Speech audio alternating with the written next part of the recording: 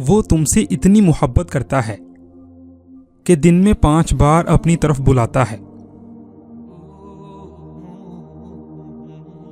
کیا پتا اللہ نے تمہاری من پسند چیز تم سے صرف ایک آزمائش کی دوری پر رکھی ہو۔ ہمارے مانگنے میں کمی ہو سکتی ہے، اللہ کے دینے میں نہیں۔ بہترین راستہ وہ ہے جس کی منزل اللہ کی طرف لے جائے۔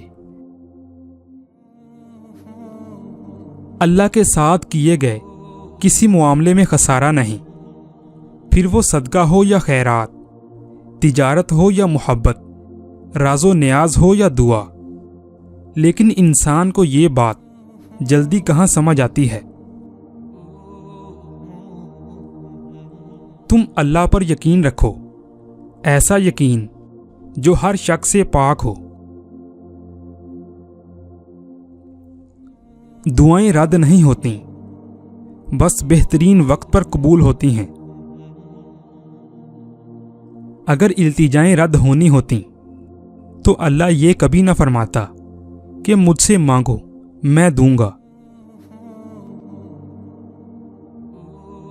انسان جتنا مرضی بھاگ لے، جتنے مرضی ہاتھ پاؤں مار لے، مگر کس نے، کس کو کہاں، کب اور کیسے ملنا ہے، یہ فیصلے بہرحال کہیں اور ہوتے ہیں۔ پتہ نہیں ہم اللہ سے جڑنے کے لیے اپنے ٹوٹنے کا انتظار کیوں کرتے ہیں۔ جس نے مقدر لکھا ہے اس کے پاس مقدر بدلنے کے اختیارات بھی ہیں۔ بے سکونی بڑھ جائے تو عبادت کا وقت بڑھا دو اور اللہ سے بات کرو، اور اپنے دکھ کا مداوا اسی سے مانگو، وہی رحیم و کریم ہے۔ پوچھا گیا صبر جمیل کسے کہتے ہیں؟